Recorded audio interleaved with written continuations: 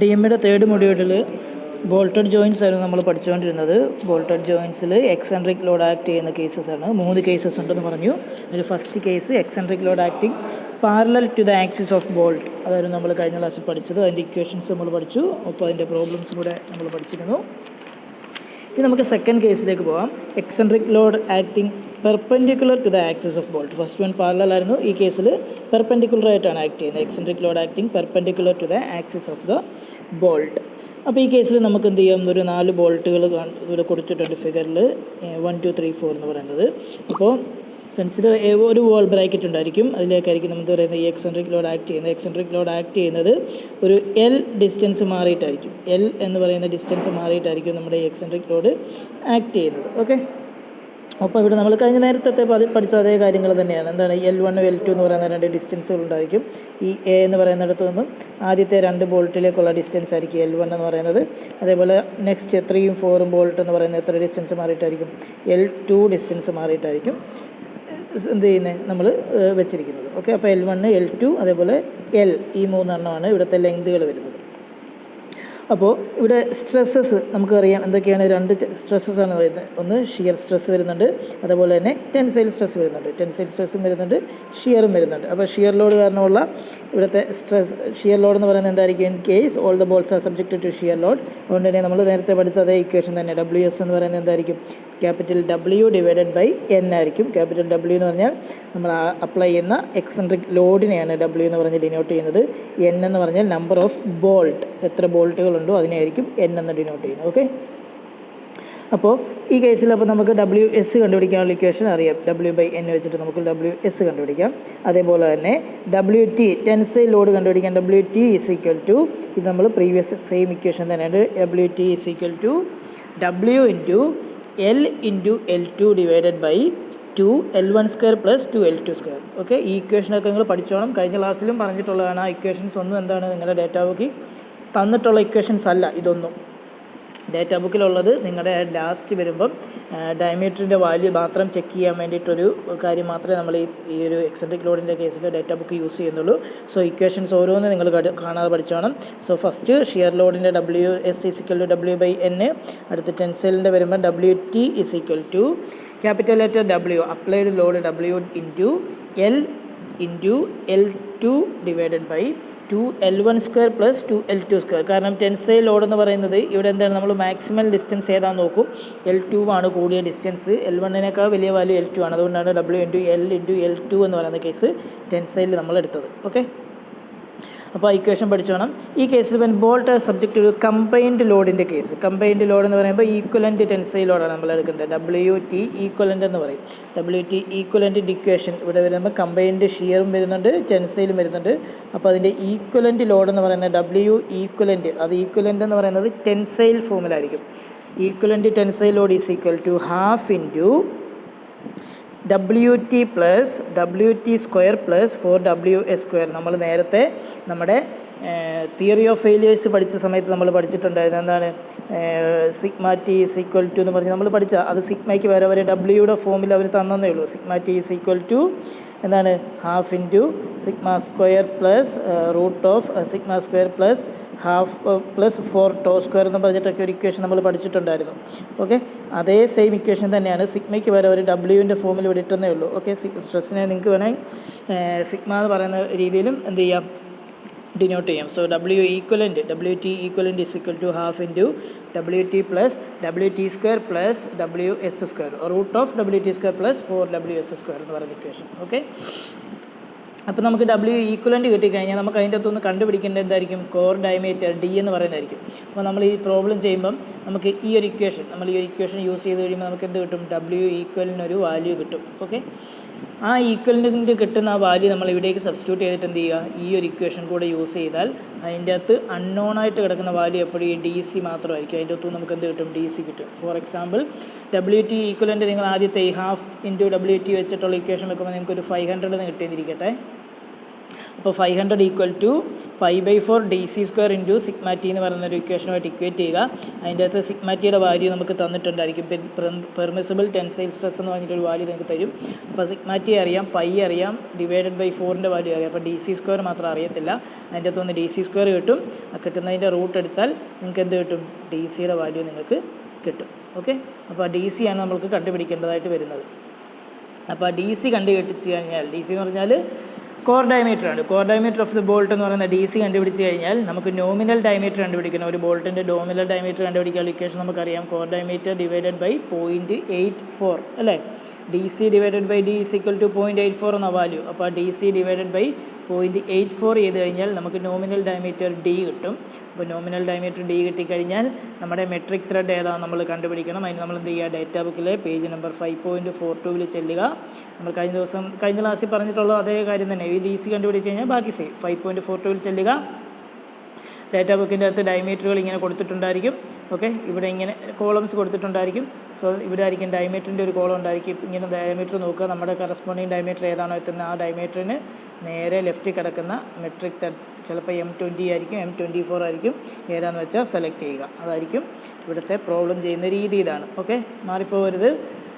അപ്പോൾ ഇക്വേഷൻസ് നിങ്ങൾ പഠിക്കുക. ഏതാണ്? WSൻ്റെ ഇക്വേഷൻ പഠിക്കുക, WTയുടെ ഇക്വേഷൻ പഠിക്കുക, ഈക്വലൻറ്റിൻ്റെ ഇക്വേഷൻ പഠിക്കുക.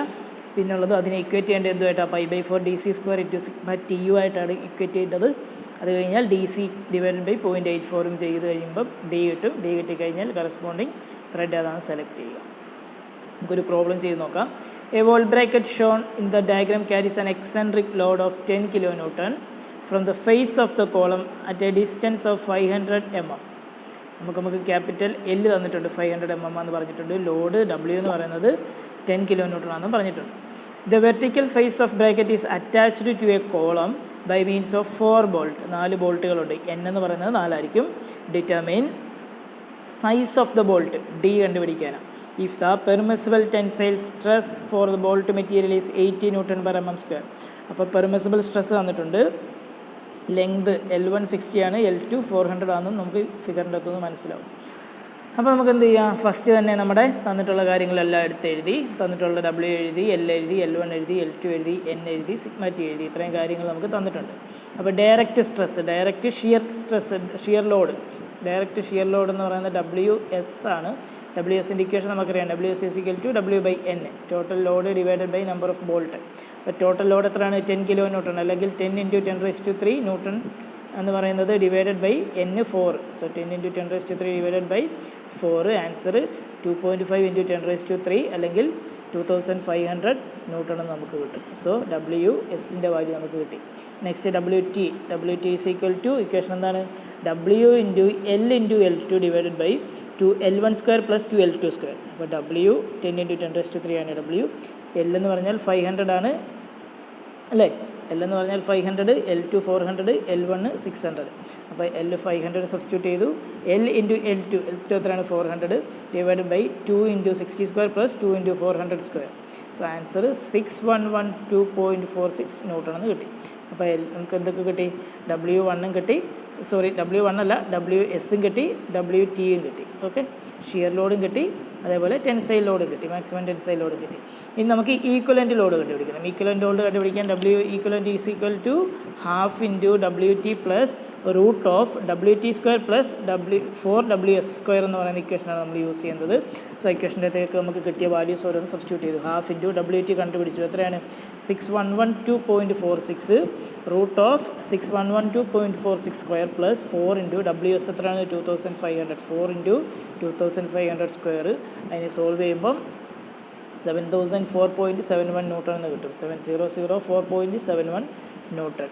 അത്രയും കിട്ടിക്കഴിഞ്ഞാൽ ഈ വാല്യൂവിനെ നമ്മൾ എന്തുമായിട്ട് ഇക്വേറ്റ് ചെയ്യുക? π/4 dc² ഇൻറ്റു സിഗ്മ ടി എന്ന് പറയുന്ന വാല്യൂ ആയിട്ട് ഇക്വേറ്റ് ചെയ്യുക. 7004.71 equal to π dc²/4 into sigma T. Sigma 3 എത്രയാണ് തന്നിട്ടുള്ളത്? 80 ആണ് തന്നിട്ടുള്ളത്. അപ്പം ആ വാല്യൂ നമ്മൾ എന്ത് ചെയ്തു? π/4 dc² ഇൻറ്റു സിഗ്മ ടി ആയിട്ട് ഇക്വേറ്റ് ചെയ്തു. സിഗ്മ ടിയുടെ വാല്യൂ 80 സബ്സ്റ്റിറ്റ്യൂട്ട് ചെയ്തു. അപ്പോൾ ഇതിൻ്റെ അകത്ത് ഒരു അൺനോൺ എന്ന് പറയുന്നത് ഏതായിരിക്കും? dc² മാത്രമായിരിക്കും. അപ്പോൾ ഈ 7004 ഇൻറ്റു 4 ചെയ്യുക, ഡിവൈഡഡ് ബൈ പൈയും 80 കൊണ്ട് ചെയ്യുക. ഓക്കെ, അത് നിങ്ങൾക്കറിയാം എങ്ങനെ സോൾവ് ചെയ്യേണ്ടതെന്ന്. ആ dc² മാത്രം ഒരു സൈഡിലിടുക, ബാക്കിയൊക്കെ നെക്സ്റ്റ് സൈഡിൽ പോവുക. അപ്പോൾ dc² ഒരു വാല്യൂ കിട്ടും. അതിൻ്റെ റൂട്ട് എടുക്കുമ്പോൾ DC കിട്ടും. DC = 80.71 mm എന്ന് കിട്ടും. ഓക്കെ, നിങ്ങളിതിൻ്റെ കൂടെ തന്നെ ചെയ്തു പോകണം, എന്നാലേ നിങ്ങൾക്ക് മനസ്സിലാകത്തുള്ളൂ. സോ DC = 8.71 mm എന്ന് കിട്ടി. DC 8 അല്ല 18.71 mm എന്ന് കിട്ടി. സോ 18.71 mm എന്ന് പറയുന്നത് നമുക്ക് കോർ ഡയമീറ്റർ കിട്ടിക്കഴിഞ്ഞാൽ നെക്സ്റ്റ് നോമിനൽ ഡയമീറ്റർ കണ്ടുപിടിക്കണം. Nominal diameter D = DC / 0.84. 0.84 കൊണ്ട് എന്ത് ചെയ്യുക, ഡിവൈഡ് ചെയ്യുക. സോ ആൻസർ എത്ര കിട്ടും? 18.71 / 0.84, ആൻസർ 22.27 mm എന്ന് കിട്ടും. സോ 22.27 കിട്ടിക്കഴിഞ്ഞാൽ നമ്മൾ നേരെ എന്ത് ചെയ്യുക, ഡേറ്റ ബുക്കിലെ ആ പേജിലേക്ക് ചെല്ലുക. ഡേറ്റ ബുക്കിൻ്റെ പേജ് ഇവിടെ കൊടുത്തിട്ടുണ്ട്. ഇതാണ് മുമ്പേ പറഞ്ഞ പേജ്. ഡേറ്റ ബുക്കിൽ നമുക്ക് എത്ര കിട്ടി? ആൻസർ 22.27. 22.27 എന്ന് പറഞ്ഞാൽ നമ്മളിവിടെ ഡയമീറ്റർ നോക്കുക. നമുക്ക് മേജർ ഡയമീറ്റർ എന്ന് പറയുന്ന പേജാണ് നോക്കട്ടെ. മേജർ ഡയമീറ്റർ 22.4 എവിടെയെങ്കിലും ഉണ്ടോ നോക്കുക. 20 കഴിഞ്ഞാൽ പിന്നെ 22 ഇല്ല, നെക്സ്റ്റ് വരുന്നത് 24 ആണ്. അപ്പോൾ 22 കഴിഞ്ഞാൽ പിന്നെ നെക്സ്റ്റ് വരുന്ന വാല്യൂ 24 ആണ്. അതുകൊണ്ട് എന്ത് ചെയ്യുക, നമ്മൾ നേരെ ഈ വാല്യൂ എടുക്കുക. M24 ആയിരിക്കും നമ്മുടെ ത്രെഡ് എന്ന് പറയുന്നത് കേസ് നമ്മൾ എടുക്കുന്നത്. Select M24 code series bolt. ഏത് ബോൾട്ടാണ്? M24 ആയിരിക്കും നമ്മൾ സെലക്ട് ചെയ്യുന്നത്. ഓക്കെ അല്ലേ? സോ ഇതാണ് എക്സെൻട്രിക് ലോഡിൻ്റെ കേസിൽ. എക്സെൻട്രിക് ലോഡിൽ ലോഡ് പെർപെൻഡിക്കുലർ ആക്ട് ചെയ്യുന്ന കേസ് നമ്മൾ പഠിക്കുന്നത്. ഓക്കെ, ഇനി ലാസ്റ്റ് ആൻഡ് ഫൈനൽ കണ്ടീഷൻ എന്ന് പറയുന്നത് eccentric load acting in the same plane of the bolt. Plane തന്നെ, അതേ സെയിം പ്ലെയിനിൽ തന്നെ ആയിരിക്കും ആക്ട് ചെയ്യുന്നത്. Eccentric load acting in the plane containing the bolt. ആദ്യം പാരലൽ ആയിരുന്നു, നെക്സ്റ്റ് പെർപെൻഡിക്കുലർ ആയിരുന്നു, ഇപ്പോൾ അതേ പ്ലെയിനിൽ തന്നെ ആക്ട് ചെയ്യുന്നു. സോ അങ്ങനെ സെയിം പ്ലെയിനിൽ തന്നെ ആക്ട് ചെയ്യുന്ന സമയത്ത് നമ്മളിവിടെ എല്ലിന് പകരം യൂസ് ചെയ്യുന്നത്, നമ്മുടെ ലെങ്തിന് പകരം യൂസ് ചെയ്യുന്ന എക്സെൻട്രിക് ലോഡ്, എക്സെൻട്രിക് ലെങ്ത് എന്ന് പറയും. സ്മോൾ ലെറ്റർ E ആണ് നമ്മൾ ഡിനോട്ട് ചെയ്യുന്നത്. ക്യാപിറ്റൽ നമ്മൾ നേരത്തെ എന്താണ് L എന്നാണ് ഡിനോട്ട് ചെയ്തത്. നിങ്ങൾക്ക് വേണമെങ്കിൽ L എന്ന് തന്നെ ഡിനോട്ട് ചെയ്യാൻ പ്രശ്നമില്ല. പക്ഷേ നമ്മുടെ ടെക്സ്റ്റിലൊക്കെ കോമൺ ആയിട്ട് എക്സെൻട്രിക് ഡിസ്റ്റൻസ് E എന്ന് പറഞ്ഞിട്ടാണ് ഡിനോട്ട് ചെയ്യുന്നത്. ഓക്കെ, അപ്പോൾ ഇത് ത്രെഡ് ജോയിൻസിൻ്റെ അകത്ത് ഇവിടെ വരുന്നത് നമുക്കറിയാം. എന്താണ്, 2 ടൈപ്പ് ലോഡ് വരുന്നുണ്ട്. First one primary shear load വരുന്നുണ്ട്, അതേപോലെ തന്നെ സെക്കൻഡറി ഷിയർ ലോഡ്. ഈ കേസിൽ വരുമ്പം ടെൻസൈലായിട്ടല്ല വരുന്നത്. ലോഡ് എന്ന് പറയുന്നത് 2 ഷിയർ ലോഡുകൾ തന്നെയാണ്. ഓക്കെ, ഫസ്റ്റ് പ്രൈമറി ഷിയർ ലോഡും സെക്കൻഡറി ഷിയർ ലോഡും മാറിപ്പോല്. പ്രൈമറി ഷിയർ ലോഡും സെക്കൻഡറി ഷിയർ ലോഡും. പ്രൈമറി ഷിയർ ലോഡിനെ WS1 എന്നും സെക്കൻഡറി ഷിയർ ലോഡിനെ WS2 എന്നും നമ്മൾ ഡിനോട്ട് ചെയ്യുന്നു. WS1ന് ഇക്വേഷന് മാറ്റമില്ല, സെയിം ഇക്വേഷൻ എന്താണ്, W ഡിവൈഡഡ് ബൈ N ചെയ്താൽ മതി. നമുക്ക് തന്നിട്ടുള്ള given load divided by number of bolt ചെയ്ത് കഴിഞ്ഞാൽ പ്രൈമറി ഷിയർ ലോഡ് കിട്ടും.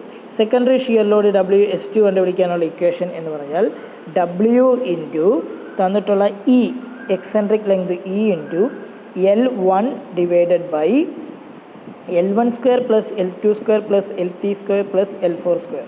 ഇതാണ് 4 കേസസ് എന്ന് പറയുന്നത്. ഈ കേസിൽ എങ്ങനെയാണ് L1, L2, L3 ഒക്കെ നമ്മൾ കണ്ടുപിടിക്കുന്നതെന്ന് ചോദിച്ചാൽ നമ്മുടെ സെൻറ്റർ ഓഫ് ഗ്രാവിറ്റി കണ്ടുപിടിക്കണം. ഈ ഒരു ബോഡിയുടെ സെൻറ്റർ ഓഫ് ഗ്രാവിറ്റി, കോമൺ ഈ സെൻറ്റർ ഓഫ് ഗ്രാവിറ്റി എന്ന് പറയുന്നത് എന്തായിരിക്കും? ഈ ഒരു ബോഡിയുടെ സെൻറ്റർ എന്ന് പറയുന്നത് ഇങ്ങനെ വരച്ച് കഴിയുമ്പോൾ നമുക്കിവിടെ കിട്ടും. നോർമലി അങ്ങനെ കോംപ്ലിക്കേറ്റഡ് ആയിട്ടുള്ള സെക്ഷൻസ് ഒന്നും ചോദിക്കത്തില്ല, ഇത്തരത്തിലുള്ള റെക്ടാങ്കിൾസ് തന്നെ ആയിരിക്കും ചോദിക്കുന്നത്.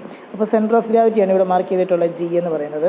സെൻറ്റർ ഓഫ് ഗ്രാവിറ്റിയിൽ നിന്നും ഫസ്റ്റ് ബോഡിയിലേക്ക് പോകുന്ന ലെങ്തിനെ L1 എന്നും സെക്കൻഡ് ബോഡിയിലേക്കുള്ളതിനെ L2 എന്ന് ഡിനോട്ട് ചെയ്യും. അതുപോലെ തേർഡ് ബോഡിയിലേക്കുള്ളതിനെ L3, ഫോർത്ത് ബോഡിയിലേക്കുള്ള ഡിസ്റ്റൻസിനെ L4 എന്നും പറയും. ഓക്കെ, അതാണ് L1, L2, L3, L4 എന്ന് പറയുന്നത്. അപ്പോൾ നമ്മുടെ ഇക്വേഷൻ എന്താണ്? Secondary shear load WS2 is equal to given load W into eccentric length E into L1 എന്ന് പറഞ്ഞാൽ നമ്മൾ പറഞ്ഞു L1, L2, L3, L4 കണ്ടുപിടിച്ചത് L1 divided by L1² plus L2² plus L3² plus L4². Okay, അപ്പോൾ ഇത്ര ആയിരിക്കും നമ്മുടെ 2 equations. Okay അല്ലേ?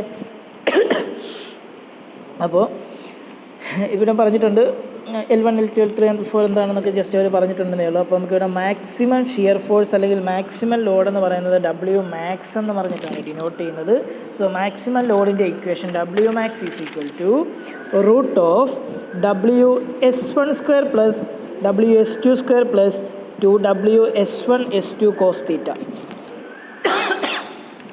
ഈ ഒരു ഇക്വേഷൻ്റെ അകത്ത് തീറ്റ എന്ന് പറയുന്ന ഒരു വാല്യൂ കൂടെ കയറി വരുന്നുണ്ട്. നിങ്ങൾ ഇത്രയും നോക്കുക. നമ്മുടെ എന്താണ്, നമ്മുടെ പ്രോബ്ലത്തിൻ്റെ അകത്ത് നമുക്ക് 4 ബോൾട്ടുകൾ വരുന്നുണ്ടെന്ന് നമ്മൾ പറഞ്ഞല്ലോ. അപ്പം 1, 2, 3, 4 ഇങ്ങനെ 4 ബോൾട്ടുകൾ വരുന്നുണ്ട്. അപ്പോൾ ഇതിനെ ഓരോന്നിനെ നമുക്ക് ജസ്റ്റ് പേരൊന്ന് കൊടുത്തേക്കാം. 1, 2, 3, 4.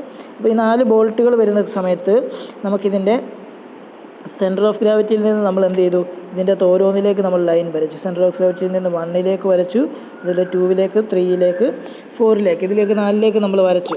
ഇതുപോലെ 4ലേക്കും വരച്ച് കഴിയുമ്പം നമുക്കിവിടെ ഒരു ആംഗിൾ വേണം. നമുക്കിവിടെ WS1 WS2 വരുന്നുണ്ട്. WS1 എന്ന് പറഞ്ഞാൽ പ്രൈമറി ഷിയർ ഫോഴ്സ് എപ്പോഴും ഡൗൺവേർഡ് ഡയറക്ഷനിൽ ആക്ട് ചെയ്യും. WS1 ആണ് ഇത്. WS1 ഈ കേസിലും WS1 ഇവിടെ 4ഇടത്തും ആക്ട് ചെയ്യുന്നുണ്ട്. 1, 2, 3, 4 എന്ന് പറയുന്ന 4ഇടത്തും WS1 ആക്ട് ചെയ്യുന്നുണ്ട്. WS1 എന്ന് പറയുന്നൊരു ടൈം ആക്ട് ചെയ്യുന്നുണ്ട്. ഓക്കെ, ഇനി WS2 എവിടെയാണ് ആക്ട് ചെയ്യുന്നത്?